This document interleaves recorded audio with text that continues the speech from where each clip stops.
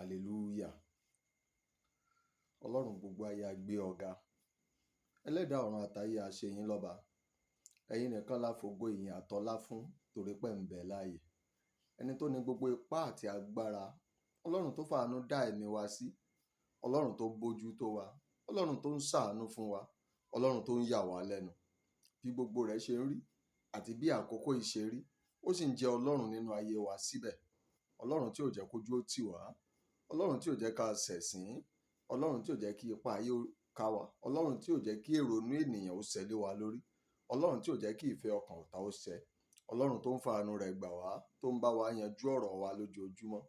A gbé ọ̀gá olóore ọ̀fẹ́ lórúkọ Jésù. Bàbá, ẹ gba ọpẹ́ wa fún ojú rere àtàánú rẹ lórí ayé wa, fún àtìlẹ́yìn àti ìrànlọ́wọ́ tá ń rí gbà lọ́dọ̀ rẹ, fún ìfẹ́ inú rere rẹ fún ayé ọkàn kọ̀ọ̀kan, fún ọwọ́ agbára rẹ tó fi ń bá wa ṣe é, fún ilẹ̀kùn ojú rere tó ṣí lọ́jọ́ tòní, fún ìrànwọ́ àtọ̀runwá tí ò jẹ́ ká sọnù mọ́ ọ lọ́wọ́, fún àánú tó fi ń ṣàṣepé iṣẹ́ ìgbàlà wa lórúkọ Jésù. Ọlọ́run ẹ gba ọpẹ́ wa. Bíbélì sọ wípé bí Ọlọ́run bá ń sàmì ẹ̀ṣẹ̀, ta ni yóò lè dúró? Ní ti ẹ̀ṣẹ̀ wa gbogbo ẹ fàánú dáríjìn. Ẹ pa ẹ̀ṣẹ̀ àwọn bàbá wa rẹ́. Ẹ pa ẹ̀ṣẹ̀ ìran tó bí wa rẹ́. Ẹ yọ́nú sí wa, ẹlẹ́dàá ọ̀run àtayé.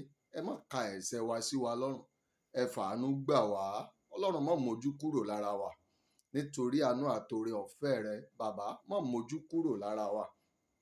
Kí ọ̀rọ̀ wa má bàa dàbí tí ọ̀tá fẹ́ kó ṣẹ mọ́ wa lára. Ọlọ́run má mójú kúrò lára wa. Ẹni tó ní májẹ̀mú lórúkọ Jésù, fàánú rántí májẹ̀mú rẹ lórí ayé wa. Ó ní ìṣẹ́jú kan ní ìbínú rẹ pẹ́, ṣùgbọ́n nínú ojú rere ní ìyè wà. Ojú rere rẹ tó di ìyè sínú, Ọlọ́run jẹ́ ká rí ìgbà. Bàbá wa bẹ̀ ọ́ lórúkọ Jésù, nínú ìbínú, Ọlọ́run rántí àánú. Ẹ rántí àánú fún orílẹ̀-èdè Nàìjíríà. Ẹ rántí àánú. Ọlọ́run, fún ìpínlẹ̀ kọ̀ọ̀kan, ẹ rántí àánú.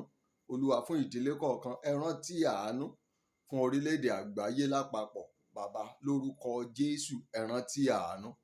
Ọlọ́run, a ó sì yìn ọ́. Ògo ni forúkọ ńlá rẹ. Ní ìṣẹ́jú kékeré yìí, bàbá, rán agbára wá. Àní agbára tó ń ṣiṣẹ́ ìwòsàn, ìwòsàn tẹ̀mí, ìwòsàn tara, lórúkọ Jésù. Ọlọ́run, ẹ rán agbára wá. Àní agbára tó ń ṣiṣẹ́ ìwòsàn, ìwòsàn nínú ògo, ìwòsàn àsìkí tó ń ṣàìsàn, ìwòsàn ìràwọ̀ tó ń ṣàìsàn, ìwòsàn ògo tó ń ṣàìsàn, ìpín àti àyànmọ́ tó ń ṣàìsàn, lórúkọ Jésù. Ọlọ́run, agbára ìwòsàn, àṣẹ ìwòsàn látorí ìtẹ́ àánú wá lórúkọ Jésù. Bàbá, ẹ rán wá. Lọ́wọ́lọ́wọ́ lórúkọ Bàbá, tọmọ, tẹ̀mí mímọ́, àṣẹ ìwòsàn ó yá sọ̀kalẹ̀ ní gbogbo ọkàn tó ń wo fọ́nrán yìí, tí wọ́n sì ń fi ọkàn ìgbàgbọ́ tẹ̀lé. Lórúkọ Jésù ni mo sọ, ó yá gba ìwòsàn. Ògo rẹ tó ń ṣàìsàn yẹn látòní lọ lórúkọ Bàbá, tọmọ, tẹ̀mí mímọ́, ó yá kó gba ìwòsàn. Ìgbédìde kó lè fọhùn bí ògo lórúkọ Jésù, ó yá kó gba ìwòsàn. Àṣẹ ìgbédìde kó balẹ̀.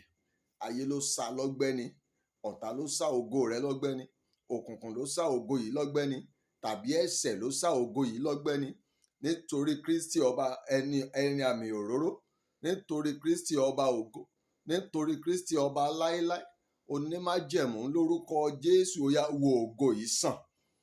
Nínú ìdùbúlẹ̀ àìsàn táyé fi ògo rẹ sí, nínú ìdùbúlẹ̀ àìsàn tí wọ́n fi ìpín àtàyànmọ́ rẹ sí.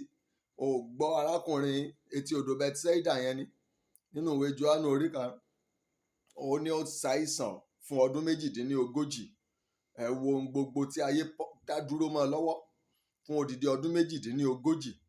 Ṣé iṣẹ́ ló fẹ́ ṣe ni? Ṣé okòòwò rẹ̀ ni?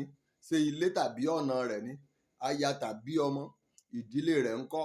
Ìran tó ní tó rò pé yóò ṣẹ ní kánkán, ayé dá dúró fún ọdún 38. Ògo rẹ̀ ni wọ́n fi sínú ìdè. Ayé òun pàápàá wọnú ìdè. Ògo rẹ̀ wọnú àìsàn. Òun pàápàá wá farahàn ní aláìsàn.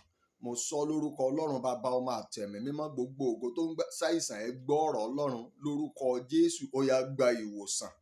Ẹni tó ní ẹ̀mí rẹ ló ń bá ọ sọ̀rọ̀ lọ́wọ́lọ́wọ́ lórúkọ Jésù, ó yá gba ìwòsàn. Ẹlẹ́dàá rẹ, bàbá rẹ, Ọlọ́run rẹ ló ń sọ fún ọ lọ́wọ́lọ́wọ́, pàṣẹ ìwòsàn sínú ayé rẹ. Ìwọ ògo tó ń ṣàìsàn, ó yá gba ìwòsàn. Ó dá mo sọ gẹ́gẹ́ bí ìwé Kọ́ríńtì ti sọ, ó ní ìràwọ̀ yàtọ̀ sí ìràwọ̀ ní ògo. Lórúkọ Bàbá tọmọ tẹ̀mí mímọ́ ni mo sọ, gbogbo ìràwọ̀ tó ń ṣàìsàn nítorí ìgbéga lórí ara wọn tí ayé rí láyé fi sá lọ́gbẹ́, nítorí ìmúgbòòrò ìràwọ̀ tí ayé rí láyé fi sá lọ́gbẹ́, nítorí ìràwọ̀ kan tó tàn ju ìkan lọ ni ayé rí ni ayé fi sá lọ́gbẹ́. Ó dá gbogbo ojú ọgbẹ́ lára ìràwọ̀ rẹ lórúkọ Jésù, ó gba ìwòsàn. Lórúkọ Jésù, ó gba ìwòsàn. A bu òróró ìtura látòrí ìtẹ́ àánú wá sí ọgbẹ́ wọ̀nyí, ó yá jinna. Ìràwọ̀ gbọ́ ọ̀rọ̀ Ọlọ́run, ó yá fọhùn bí ògo. Lórúkọ Jésù, ó yá tàn bí ìràwọ̀, ó yá ṣiṣẹ́ gẹ́gẹ́ bí ẹlẹ́dàá rẹ ṣe rán ọ. Lórúkọ Bàbá tọmọ tẹ̀mí mímọ́, ṣiṣẹ́ bí ẹlẹ́dàá rẹ ṣe rán ọ. Bíbélì ló sọ bẹ́ẹ̀ o. Ó ní tó bá jẹ́ wípé ní tòótọ́ ni májẹ̀mú oòrùn kò lè yí padà kó má tàn ní ọ̀sán mọ́, tàbí májẹ̀mú òṣùpá ò lè yí padà kó má tàn ní òru. Ó ní nígbà náà ni májẹ̀mú mi fún ilé Dáfídì tó lè bàjẹ́.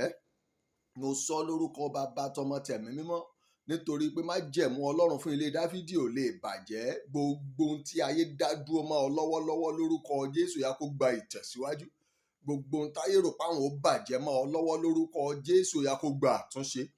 Ògo rẹ, àsìkí rẹ, ìràwọ̀ rẹ tí ń ṣàìsàn ó yá kó gba ìwòsàn. Ó dá àgọ́ ara rẹ gangan tí ń ṣàìsàn lórúkọ Jésù ó yá kó gba ìwòsàn. Ó gbọ́ ohun tí ìwé Jeremáyà sọ ni, orí 17 ẹsẹ̀ 14. Ó ní wò mí sàn, èmi yóò sì sàn. Ó ní gbà mí là, èmi yóò sì là, nítorí ìwọ ni ìyìn mi. Ó ti mọ̀ wípé òun nìkan ṣoṣo lọ́lọ́run ìwòsàn tó lè wo ni sàn ní gbogbo àrùn kárùn tàbí àìsàn káìsàn. Òun nìkan ni Ọlọ́run ìgbàlà tó lè gbanilà ní gbogbo ipòkípò tí ayé ta ni sí. Lórúkọ Bàbá tọmọ tẹ̀mí mímọ́, àṣẹ ìwòsàn látòrí ìtẹ́ àánú wá. Ọlọ́run olùwòsàn ó yá kó yọ̀ǹda rẹ̀ fún ọ. Lórúkọ Jésù, ó yá kó yọ̀ǹda rẹ̀ fún ọ. Àánú tí ṣàṣepé iṣẹ́ ìgbàlà ọkàn ènìyàn kó wá ayé rẹ rí. Lórúkọ Jésù mo sọ, ó yá gba ìwòsàn. Nínú ìdùbúlẹ̀ àìsàn rẹ yìí, ó yá gba ìwòsàn. Kò tiẹ̀ dá ọ dùbúlẹ̀, òun lè ń wọlé, òun lè ń jáde, ṣùgbọ́n wọ́n fúnra ara rẹ mọ̀ wípé àìsàn ń gbé nínú àgọ́ ara rẹ. Ìwọ àgọ́ ara gbọ́ ọ̀rọ̀ Ọlọ́run. Lórúkọ Jésù, ó yá pọ àìsàn yìí jáde. Níwọ̀n ìgbà tó jẹ́ pé ní òpin ọjọ́ òkun ó pọ òkú tó wà nínú rẹ̀, ilẹ̀ yóò pọ òkú tó wà nínú rẹ̀. Mo ń sọ fún àgọ́ ara yìí náà lórúkọ Olúwa Ọlọ́run àwọn ọmọ ogun, yá àìsàn tó wà nínú rẹ̀ ó yá pọ̀ jáde.